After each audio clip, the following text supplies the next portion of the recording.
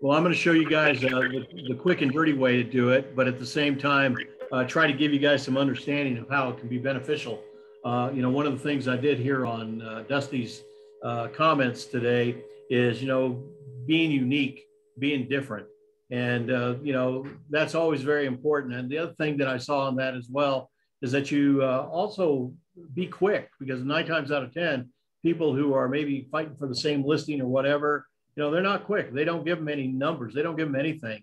I think also if you're farming, this is an excellent tool to be able to say, hey, are you guys looking for a free CMA? Do you this is tax time. People kind of want to know what their net worth is a lot of times. So they're already thinking financial. So there's some really good play with a lot of that. So we're going to start off with, I'm going to get right into Paragon. So let me get to the share screen. So hopefully everybody knows how to get into the Paragon link in. I just jumped right into this thing. And there this morning at 9:30, I don't know if you guys saw it on your email, they also had a Paragon Basics class. So the way you find a lot of those sometimes is just right here on the front page. There's a lot of things that are here that we kind of blow off, just add it as another tool for you to look at. But it does give you the opportunity to see what else is going on, showing time. They got a bunch of stuff. And I always like going down here to the Paragon little section, because it will show you some of the new releases, enhancements. And, I don't always follow up on it myself, but it's a good idea for everybody to do that. And since we're going to be talking about Cloud CMA, you can see they actually have a 1-800 number if you get lost. I prepared for you guys a little cheat sheet. And if you want it after the fact, I'll send it to you guys directly. Just email me and I'll send you a PDF of it. Okay. All right, let's start. Before I jump right into Cloud CMA, there's a couple of great quick tools for you to get what I call even the quicker and dirtier version of what a price should be sold for. Keep in mind that in terms of actual sales, because the strongest comp you're going to get is the actual house sold for. It's not necessarily the stuff that's active. It's not necessarily the stuff that's pending, because we don't know what that house is actually going to sell for. The appraisers work on what's sold, and they normally don't go back beyond 6 months. Now, the problem right now with the appraisers on trying to get the dollar amount of sold is the trend is just kind of skyrocketing. It's gone crazy from last year to this year. So that's one thing you have to keep in mind, is kind of following the trends and really understanding, what's things really selling for. So there's a couple ways of doing it. Before I get into Cloud CMA, here's just a real fast way so you can get an idea. If you go into your search, and if you let's just talk about residential at this point. A couple ways you can do that is you can certainly go in there and figure it out by area of town, by street, by subdivision, or you can actually go through criteria. If you wanted to really figure out everything in a certain area or through even the entire market, you could go in there with the number of bedrooms and tighten it up, the bathrooms, all the way through to even the square footage, okay? So you can tighten it up, and that's one way, and probably the strongest way to get a good CMA. So hypothetically speaking, if you have a property, let's call it down off of Airport Road, which is area 13, and you also were looking maybe in the Primavera subdivision, you can really tighten it up to how many bedrooms and so forth. That's one way of doing it. But for sake of this demonstration, I'm going to just go to subdivision here, and it's Vista Primavera, if I'm not mistaken, Vista Primera. That's that little gated area. If you go down all the way down Airport, and the very, very last subdivision is Vista Primera, that's really a nice little location. So that's what I'm going to use the example on today to give you kind of an idea of how you do the quick and dirty, but this is another way of looking at it, okay? So first and foremost, you can see that the Vista Primera, there's just in its naked search, there's 455 whatevers for sale, active, sold. So you're going to want to go in here to the status at this point, and you're going to want to put in here just sold, okay? Because we know that's what is going to give you a strong CMA. Of course, that's 308. Well, we know that's probably in the history of that whole location. So the easiest thing to do is just go back at this point. Let's just go back a year. So if you click on that little icon, you can see right at the bottom, 2021. Let's go 2020. And now, didn't come up. Sorry about that. And click on the date. There it is. So, according to this, right off the bat, since last year, there's only been 10 properties that have sold over there. So let's just search it, just for sake of conversation. So you can kind of start seeing the trend right here. If you look at 520, things are just moving up. All things were in the 290s, 300s, 355, they've gotten all the way on up, as you can see, to 390. And they're comparable if you look at the bedrooms, with the exception of maybe these two, this one here and these two here, they're pretty much 3-bedroom homes. So it kind of gives you an idea that this last one that sold in March was up at 390. Okay, that's about 1,410 square feet. If you go right on up here, you can see that a year ago, well, a little less than a year, well, April, there you go. There's one that sold for 313. It's more of a snapshot than anything. It helps you as a broker kind of get a handle on the trends. You can see it's moving up. It's kind of a no-brainer right now because we know everything is going up. But when you get into a flatter time frame, when things are just kind of moving along slowly here, that will give you somewhat of an idea of what things are doing. So one of the things I do is I do that first before I go into the cloud CMA, and I give myself a little bit of understanding what that is. And you can go right into this to reports at this point as well. And you can slide down to CMA. See that? And I like to take a look and just do a quick summary. If you're a person who likes Excel, use the spreadsheet. You can play around a little closer to the numbers, but just for sake of conversation, you can do the CMA summary. I have actually used this. Like I get a phone call and somebody says, hey, can you come over and take a look at my house? Absolutely.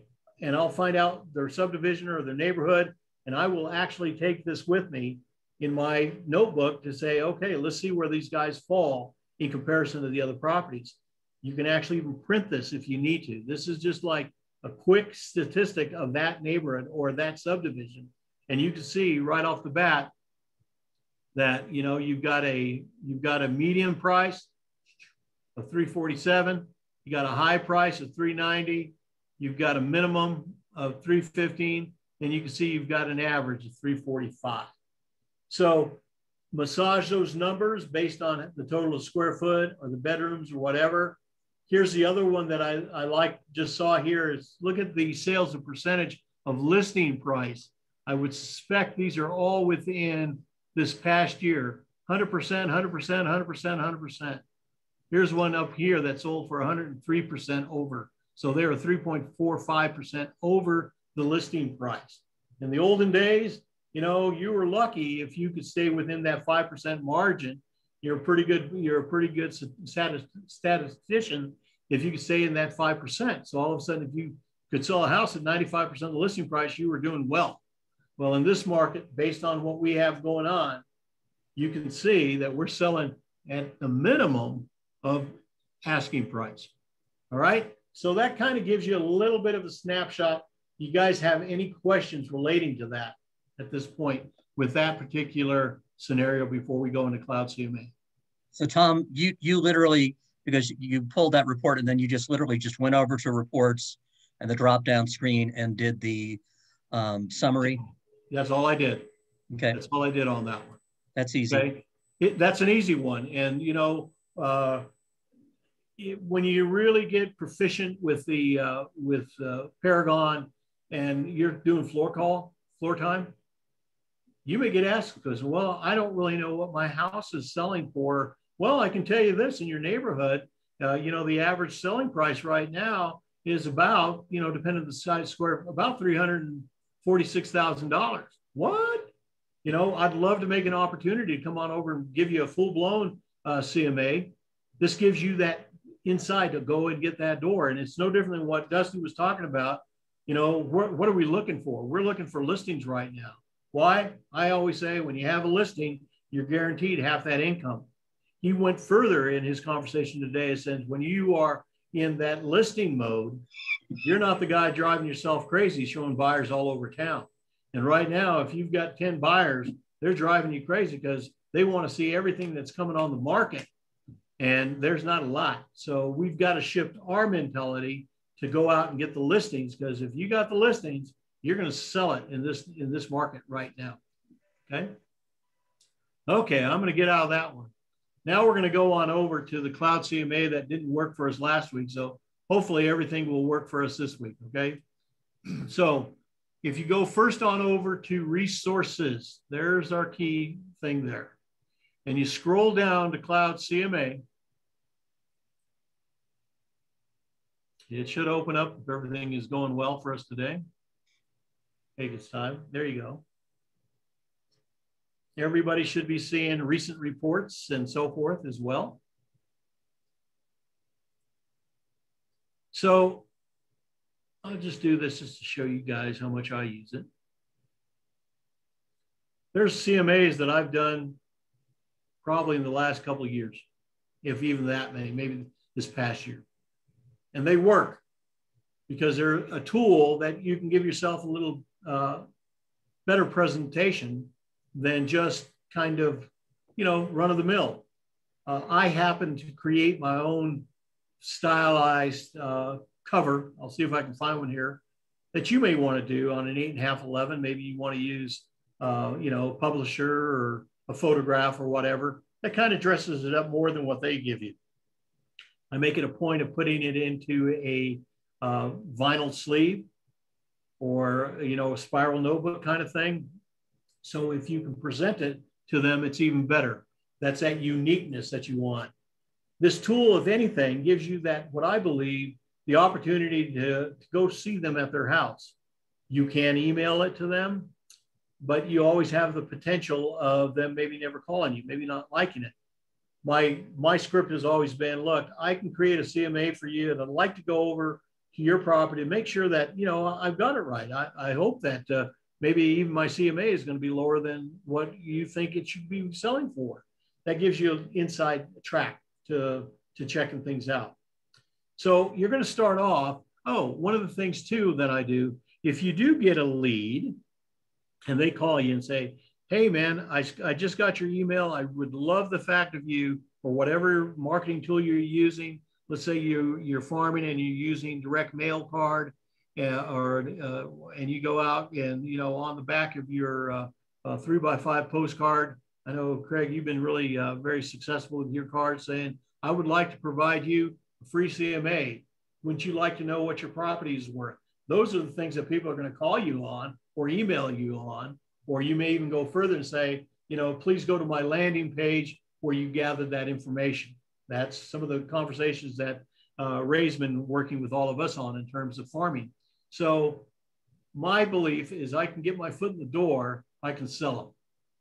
So one of the things that I have done in the past is I'll go over to their house the night before, the day before, just kind of checking out the neighborhood to see that I'm not getting some dog, and I'll photograph it.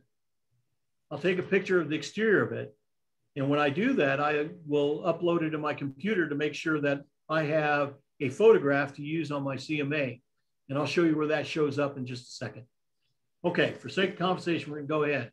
First thing you're gonna do is just create a CMA report. Pretty simple, all right? And since I've done this one before and they were clients of mine and I have photographs, I'm gonna go ahead and I'm gonna write the court needs. Okay, that's the Courtneys are the people I'm going to do. And I might say, keep this for myself, got them through a, spell it right, a floor time call. That's just for me. Nobody's got to see it. Their notes are private. It's just for you down the road. And we're going to put their address in there. This is the quick way. And their address happens to be 7526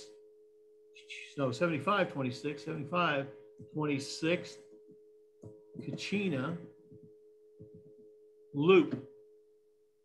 This thing is so helpful that it actually populated from the tax records their address. I'm just clicking on it. And check it out. It already told me what the square footage is. They told me it's a 3-bedroom, 2-bath. Now this is taken directly from the tax rolls. So again, this is another reason that you want to be able to hand carry this and meet these people, because maybe the tax records weren't correct. They might have put an addition in. Who knows? They might have added an extra bath, but that's your tool to say, wow, you know, I'm pulling this information from my database and my database only gave you this, but man, you just added on another 300 square feet. We've got to take it into account. All of a sudden you're beginning to look like the person saying, hey, this guy's really knowing what he's talking about. As I said, I took a photograph of this property the night before, and I'm just gonna, I have it here in my file. I'm gonna click on the photograph, and you can see the photograph pops up. Adjust your photo, and once it's adjusted, you just click the crop button, and boom, there's the photograph of their home there, okay? So residential, let's go ahead and say subtype. We know it's a single family, and you've got everything in there from a farm to hospitality, an office, but in this case, we know it's single family.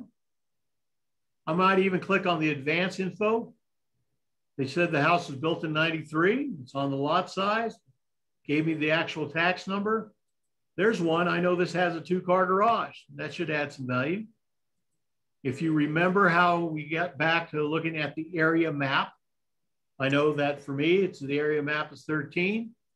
And I also know that it's via Primera. And the style of home is Pueblo. And the reason you want to fill out as much of this information as you can is that when you start getting columns of the comparables right next to it, all these areas will be populated based on what was submitted into the MLS. Okay? Hey, Tom? Yes, sir. So by doing that, because I tried to do one of these the other day for a property in El Dorado, and I didn't put this stuff in before, so it was showing me stuff in El Dorado, but also all over town. And the only way I could figure out I manually went in and deleted the stuff that wasn't in El Dorado. But if you put in the area like that, will it only pull from that area? It should. It should only pull it through from that area. Now, this is the quick and dirty. So what you were really doing, Craig, is probably the better way of doing it, of searching for those like kind properties directly in that area. When we first did the first one that I did up front, what I call the quick and dirtier one, and we went into that subdivision, you could have done the same thing in El Dorado. You could have actually at that point downloaded yourself a Excel spreadsheet that would give you the MLSs that you know these are so close to my property, and versus doing the quick and dirty on the right-hand side, you could have put in the exact listings right over here by the MLS. Okay, that tightens it.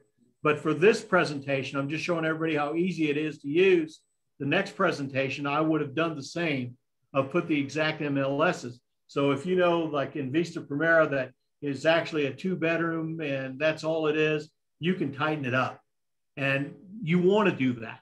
You want to do that. But to get your foot in the door, this might be a good tool to utilize as well. So you can see here, quick and dirty, automatically find listings near your subject property. So I clicked it, and you can see, get at least 10. You can change that. You can go back as many as you want, but at the minimum, go 10. And again, here, you can tighten that up. If you only wanted to go back 6 months, you could do that. I'm going to leave it for 1 year at this point. And you can see right here, when you get into more criteria, there's where you can tighten it up even more so. 3 bedroom, 2 baths, square footage, blah, blah, blah. Okay. So there's ways of doing it, but I'm going to do the quick and dirty just to give everybody kind of a feel for it. And there at the very bottom of the page, it says fetch listings. This is where it crapped out on us the other day. So it's uploading 46% at this point. Let's see where it keeps going.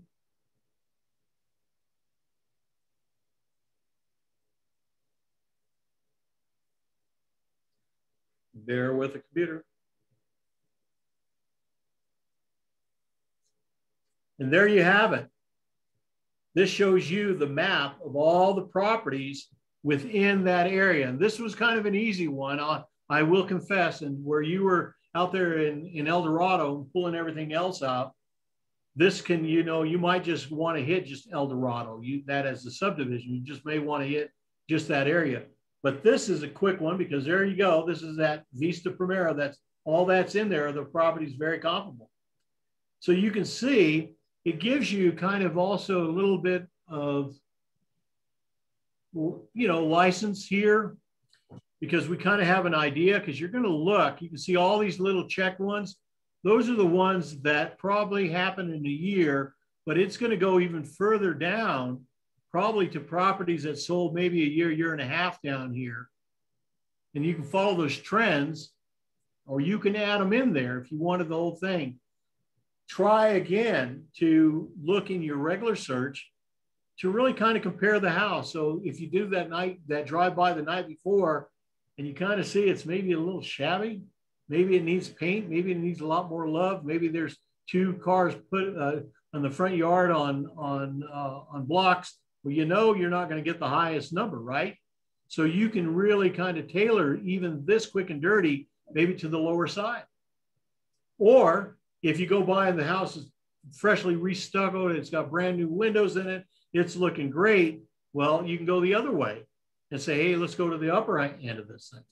So for sake of conversation, and just because I studied the house, I'm looking at things at 390, 318, there's one there, 370.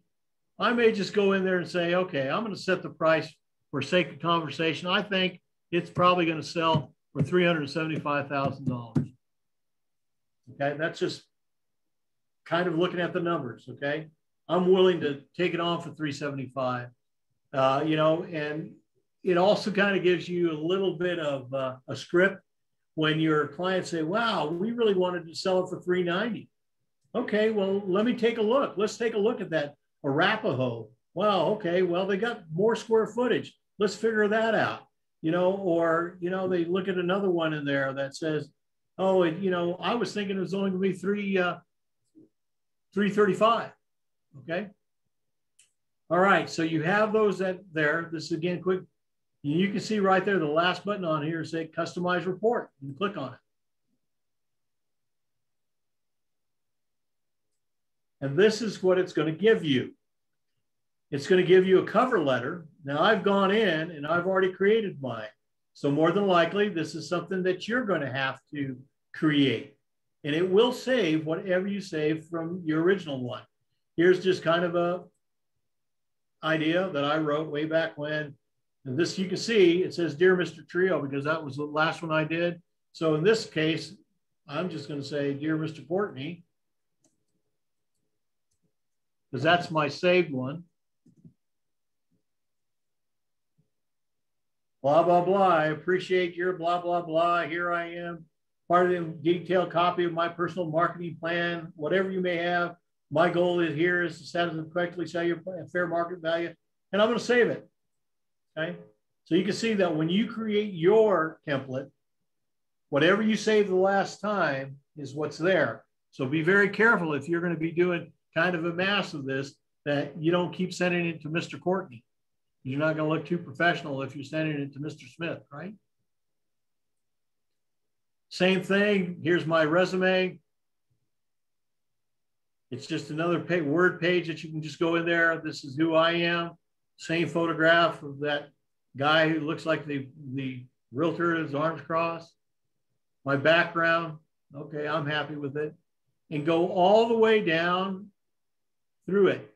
There's areas in here like what is a CMA? That's already a template. Contact me, map of the listing. All these are template.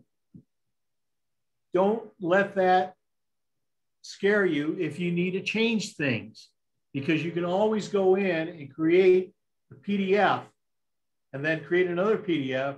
And there's a number of ways that you can customize it to yourself. But for sake of conversation, this is everything we have. Last thing on here is going to say publish report. And all it's doing is publishing it to your cloud CMA, not to the world, just to the cloud CMA. And there you have it. The Courtneys, there's their address. You can go one of two ways. We'll start off with, let's view it as a PDF. Click it open. And lo and behold, there's their comparative market analysis, their address, whatever you have uploaded in the wizard, which we talked about a couple of weeks ago, that photograph will pop up there, okay? There's that letter that I just corrected, dear Mr. Courtney. There's my resume.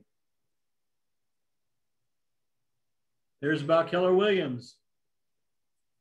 What a CMA is all about. You know, they don't know what a CMA is, so you're going to tell them how it works. Contact me. Here I am. There's that same map that we saw in the wizard. And here's all the properties that they have. There's the subject property, has a little purple house, okay, with no price naturally, because it's going to compare it against the rest. And here's the sold listings in this past year. There's one pending hanging out there. We don't know the exact number. And then they start giving you the comparison.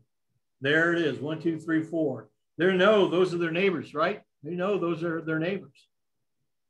So, you know, when you give them something like this, they're going to be pretty impressed that you've taken the time to do it. And it's bulky, it's thick. It gives them a lot of information. There's the analysis. 9 sold, 1. I mean, this is a no-brainer, okay? Homes sold for an average 100% of their list price. Remember we saw that in the other little quick and dirty that we did? The number of days, if it's priced right, they've lasted 5 days on the market. A little scary in this day and age, right? But again, that's a great tool when you are having that dialogue with that potential person that you want to sell their house. You know, this is the time. If you've been thinking about selling your house, man, this is the time to do it. Because even here in this particular subdivision, it's taken only 5 days to sell. I love going back to that conversation Dusty had. If some of you guys saw that, why do you want to be on the listing side? Well, you're not the guy killing yourself driving everybody else around town.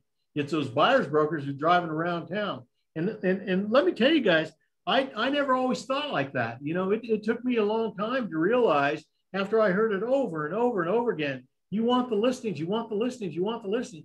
But I was such a great buyer's broker. You know, I had that personality. I loved meeting people. I loved taking them around. I drove, you know, the wheels off my vehicles, showing people property. They loved me because Tom Trujillo was their great vacation spot.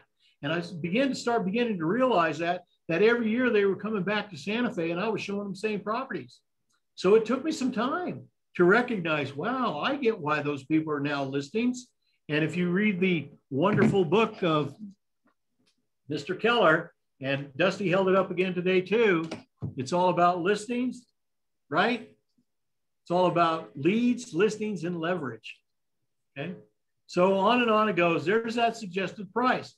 That $236 a square foot, if you would have looked at that first one that I did, the quicker and dirtier one that we did the summary, I'm not too far off what those numbers are. I'm inching up a little bit because right now there's such a demand. I think I can sell this property at $375, and that's what you want to tell your seller. Look, I'm inching up a little bit more than what the last house sold for. I think we can get it, you know, because we can always come down in price, but we can never go up.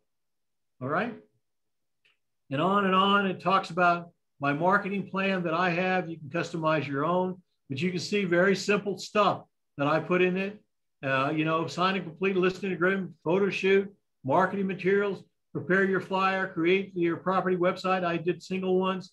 And then, I'll be happy to send it to any of you guys too as a PDF, just so you can see what I have in mind. Nobody has anything new, just borrow and steal.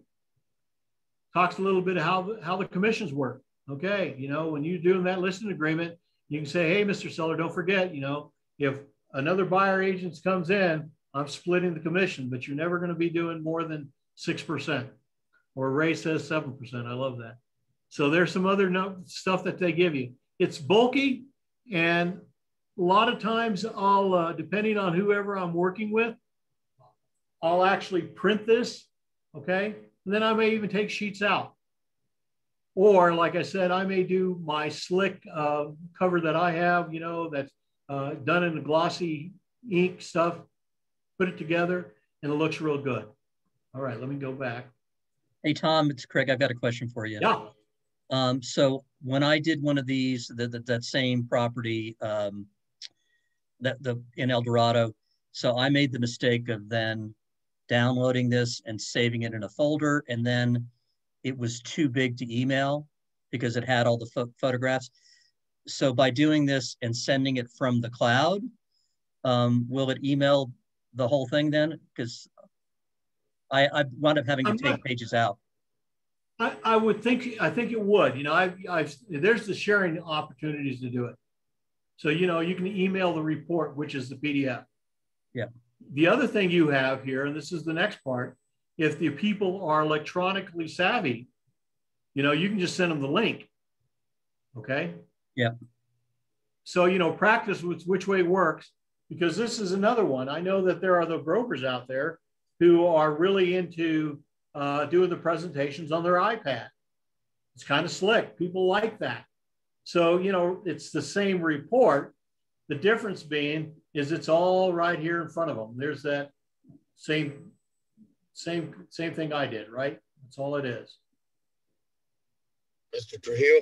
Hi, yes, sir. I have a question, sir. So this is your listing presentation? No, this is my CMA. Do you include a CMA in your listing presentation? I try to. Okay. I try to. It's to tell you the truth, and I think I've shared with you guys my listing presentation. It's done in a very nice leather-bound book. It's here in the office. If you ever come in here to share it with you guys, I'll be honest with you guys. I probably haven't used my listing presentation book for well over a year. My goal is to get in there. Now, if I may take it with me just to show them my marketing capabilities. That's my background is marketing, my photography, that kind of stuff. But as time has gone on, I find that if I can get in with the CMA, I can sell them. They're in a hurry. And where do you get all the custom? So Tom, in the CMA, like your bio and that kind of stuff, do you just go into the CMA and you do it and save it so you can reuse it? So it's all done. It's all done in this. You're not importing anything. You do it all in here.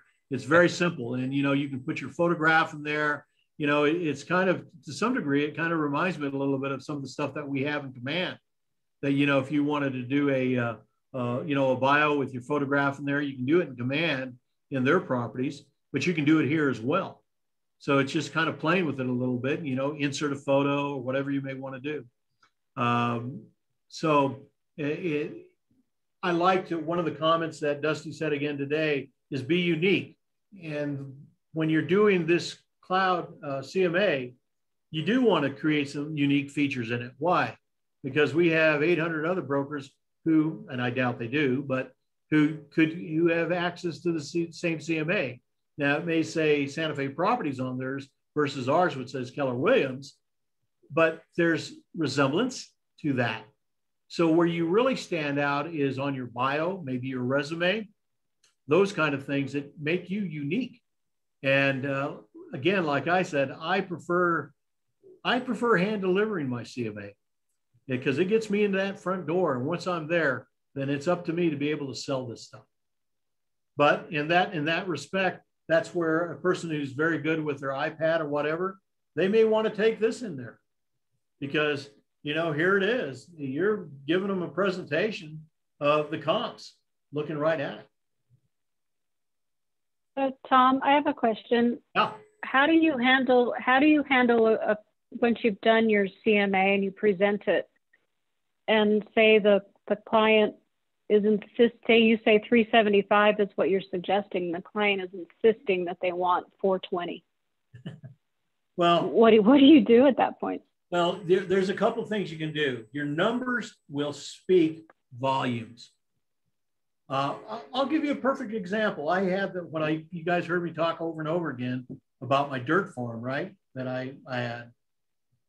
When I took the listing the first time, all my comps showed me that it should be $1.1 million. And I went to go visit the clients, did my presentation, had my CMA. I didn't go quite $1.1 million at the time. I was just barely over $1 million, 1 million, I don't know, I think it was 1,075,000, something like that. Well, in their mind, they wanted $1.3 million. And this was before the pandemic. So we finally agreed to come to $1 million with the understanding that if we didn't get a contract within the first 30 days, that we would have an automatic price reduction to $975,000. And I built it right into the listing agreement, okay, as an addendum. They were okay with it. Well, guess what? When we didn't sell it at $1 million, and I went back to them about, hey, look, you know, I'm ready to do this price reduction. They reneged. No way. No way. So we left it there. We left it there for a whole year. And it was one of those homes that, and I maintained my relationship with them. And I stayed in communication with them. And I sent them everything that I got from Showing Time when they give you the survey saying, great property, needs a lot of work, blah, blah, blah, blah. Don't be afraid not to show them that stuff, because that's just giving you justification of why the property needs to be lowered in price. So a year passed. And of course, by this time, pandemic was here. And, you know, I was feeling like a beat up dog because it was agent present. And so truthfully, Suzanne, I was to the point that they would not listen to me. They would not listen to me. Truthfully, I was to the point of getting ready to refer it off. I was already sitting in the QB seat. And I told them, I said, you know what, guys, I'm doing the QB work. It's really hard for me to do the agent presence. Well, then we can put a lockbox on it. All of a sudden, they start changing their tune.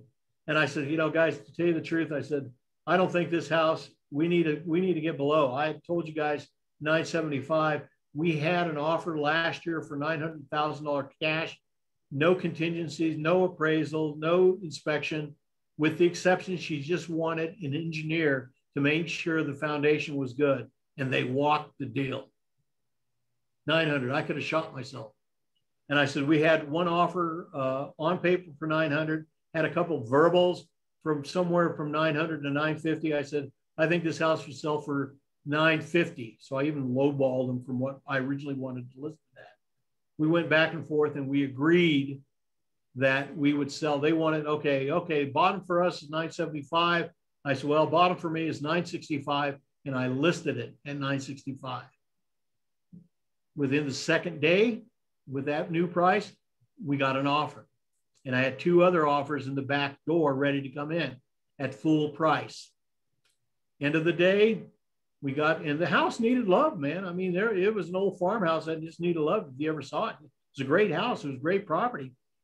At the end of the day, we got it under contract. We landed up giving them a $25,000 price reduction because it needed a brand new roof. So we sold it at $945. But I took the listing, Suzanne, to answer your question, but I took it with them understanding that if we don't see it in 30 days, we've definitely got to come in and price reduction. And again, numbers speak volumes. That's why that first one that I showed you how to do, and then this one really speak. I'm sorry, guys, I should have opened it up. Really will speak volumes to you. So don't be afraid to push back.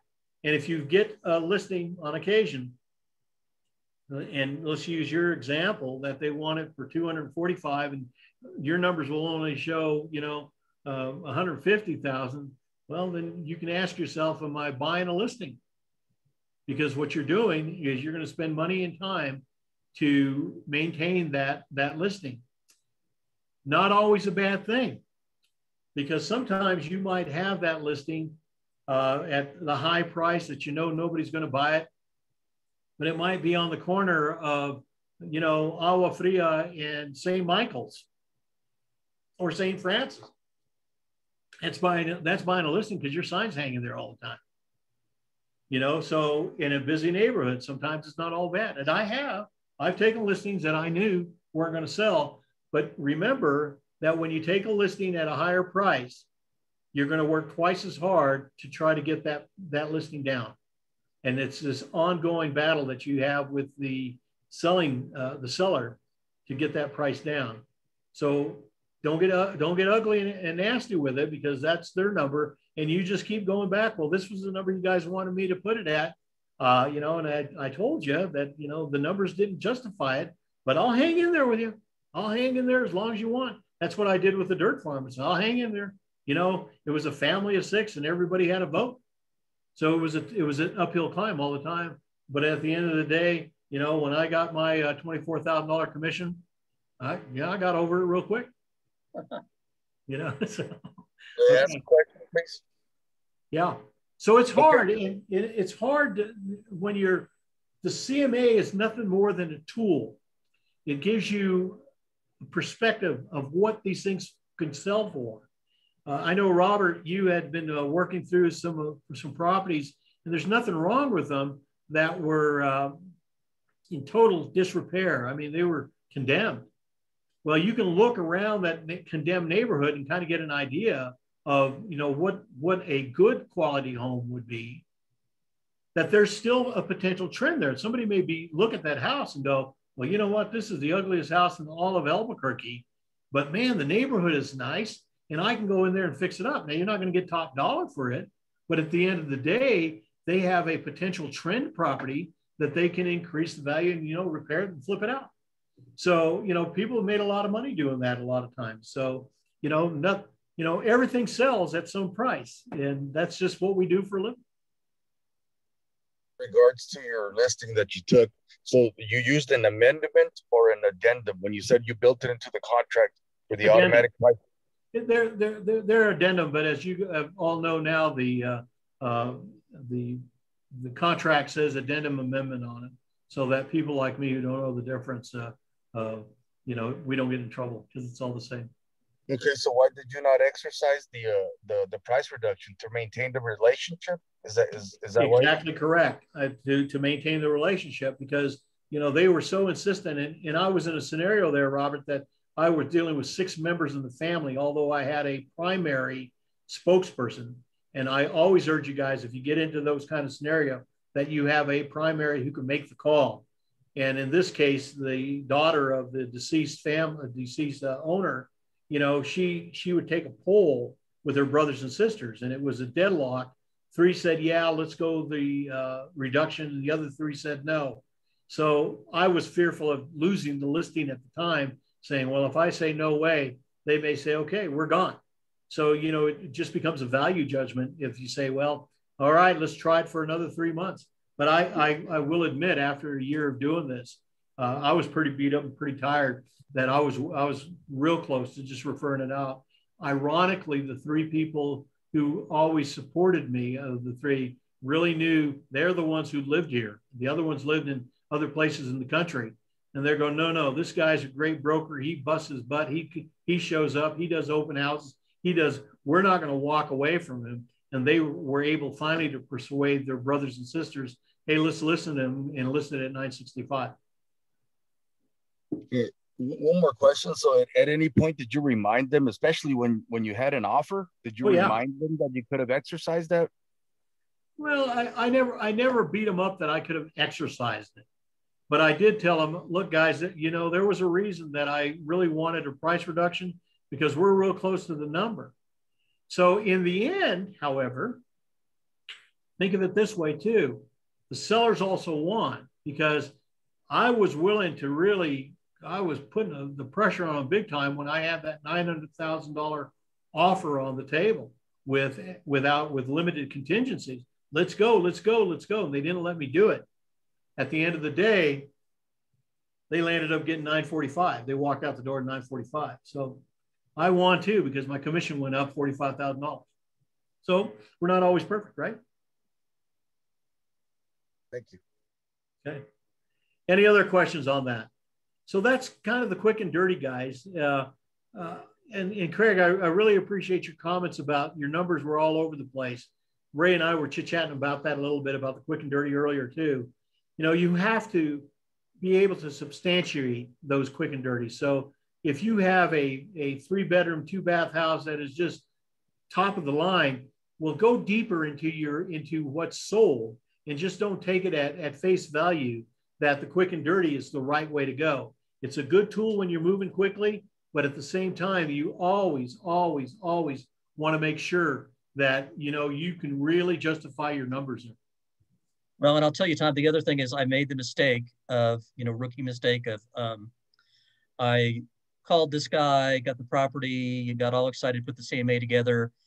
And rather than saying, let's get together, I sent it to him.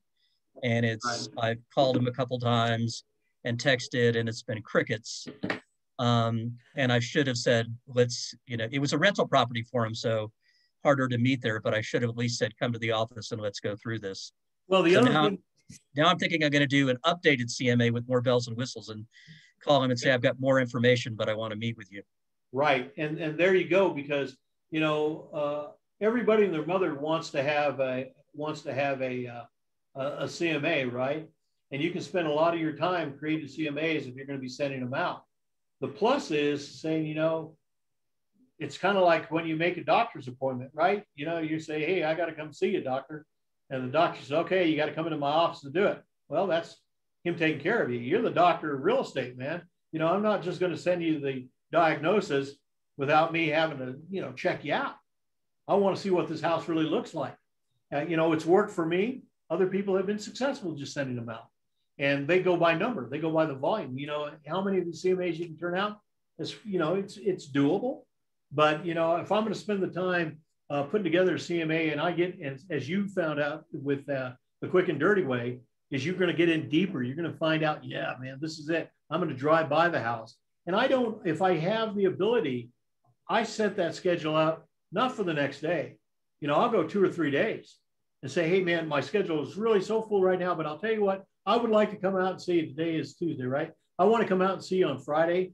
Hey, can we make an appointment? What's a good time for you? Or they say, well, I work. Well, hey, what if I come out Saturday morning? Would love to, are you a coffee drinker? Yeah, take them a Starbucks with you when you go over here. I thought I'd give you a Starbucks. It's those little unique special touches that if you use when you can get on one-on-one with a client, you're going to get it. Knock on wood.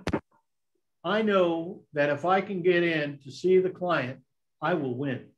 I've been always very, very lucky about that. I don't know if it's luck, but I know that if I can get in to see them, I can sell myself and I can sell my product. I can sell my company.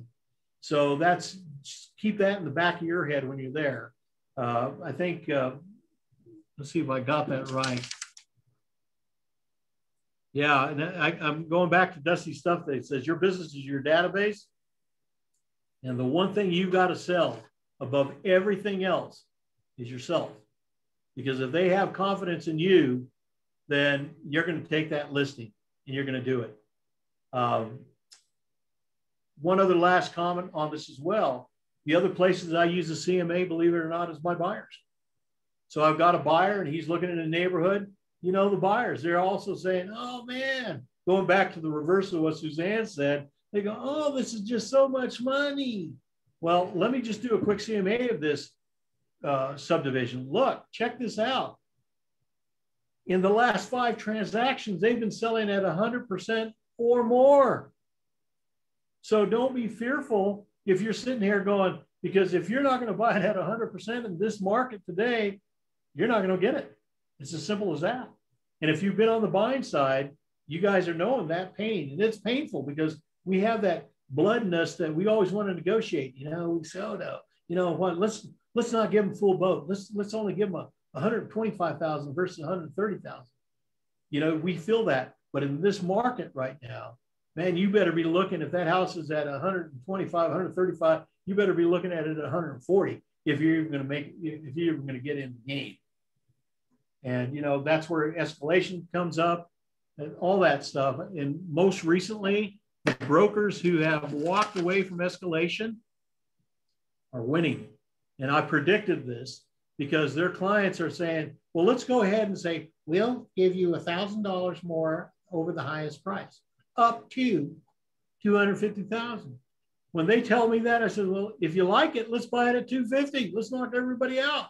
Let's quit messing around with this. And if I were you, I'd offer them $255. Get it off the table. You're going to have your inspection period anyway. And if it doesn't appraise, it doesn't appraise. But a lot of this new tool called escalation, everybody thinks it's a great thing to use.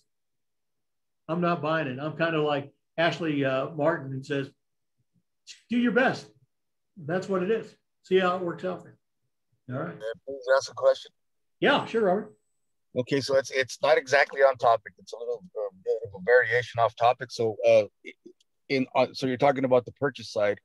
When you estimate a earnest deposit, it's typically 2% or whatever the number is. How do you calculate a tom fee if you have to use a tom fee?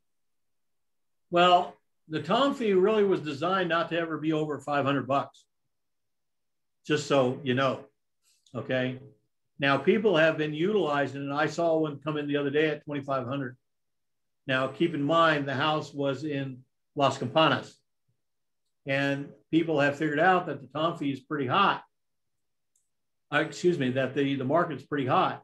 So if you're the listing broker and you send me a tom fee for $500 in Las Campanas, I may laugh at you and say, you know what, if you want me to take off the market for 3 weeks, you know, you're going to send me a check for $5,000 and we'll talk about it. And it's gone. So a lot of it is the pressure of the market. And, you know, if you have even a $400,000 house in Santa Fe, we know that's a hot market, right? So, you know, you got to make it worth my time to take it off for the period of time that you have. If it's 1 week, yeah, I might take 500. I might take $1,000. But if you're asking me to take it off for a month, chances are I won't even entertain it because I know tomorrow I've got an offer coming on the table. But originally that tom fee was designed to be only $500, and it was only designed to probably to be no more than 3 or 4 days off the market. It's kind of got its own legs because I'm seeing people using the tom fee in a lot different way than it's intended. Out of curiosity, how much was the house for the $2,500 tom fee? It was just a little over $1 million, and they wanted it off the market for 2 weeks, and they did it. And the irony of all of it was because they gave that seller the $2,500 because we don't hold the check; it doesn't go to escrow; it's written directly to the seller. And in the end, they still bought the house and still did other inspections after the fact. So they really liked the house. And, you know, for them, $2,500 was not a big investment for them for $1 million property. Okay. All right. So they paid $1 million plus the $2,500? Yes, they did. That's great.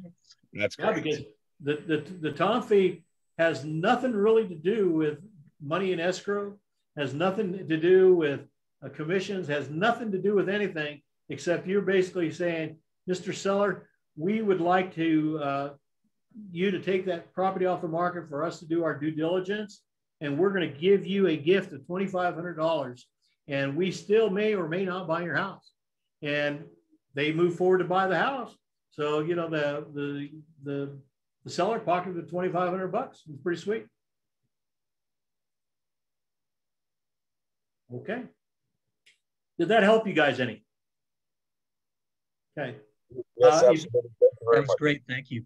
If you guys need my cheat sheet, hang on. I hate, that's one thing bad about these virtuals. Hang on a second, guys.